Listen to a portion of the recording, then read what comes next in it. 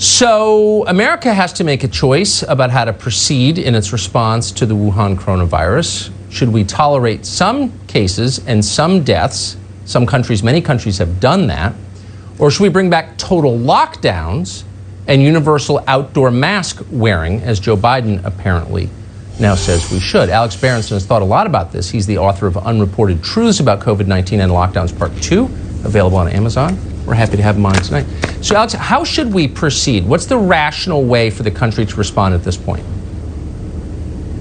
Well, I mean, it looks to me like Sweden is not a bad model for us to follow. You know, the Swedes came under very heavy fire in March and April and even May. People said, oh, you know, they're letting this virus go unchecked. They're messing up what the rest of Europe is trying to do. They have so many cases and so many deaths. And guess what? Sweden appears to be through the worst, not just the worst, but almost its entire epidemic. There are very, very few people in ICUs right now in Sweden with COVID. There are very few deaths this month in Sweden with COVID. Meanwhile, parts of the rest of Europe are seeing new rises in cases, and more accurately, I should say positive tests, because I have to say this over and over again. A positive test does not necessarily mean a clinically meaningful full case. It doesn't necessarily mean you're sick with the virus. So, right.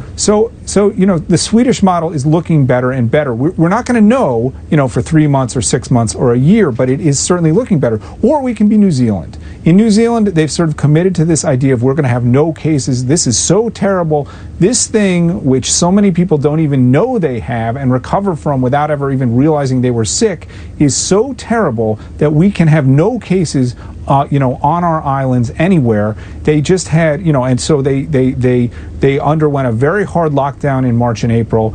They have pretty strict border quarantines. They were so proud of themselves because they had no cases for 100 days. And guess what? All of a sudden this week, they have new cases again, community transmission. They don't really know where it came from. And they're locking down again. And they're mandatorily quarantining people. In other words, they are physically separating people and removing them from their homes who are infected with this. I guess the technical, it should be mandatory isolation, not mandatory quarantine, because you're isolated if you're sick, not quarantined. But the point is, some of those people are actually resisting, according to New Zealand, or according to press accounts. So do we want to be that? Do we want to be so afraid of this thing, this virus, which according to the CDC in May kills 1 in 400 people it infects, and most of those people are, you know, extremely elderly or have severe comorbidities? Or do we want to be a country that accepts that there's some risk here and we have to move forward, we have to have schools, we're going to let the hospitals handle this? And to me, the choice is clear, but convincing Americans of this has been very difficult.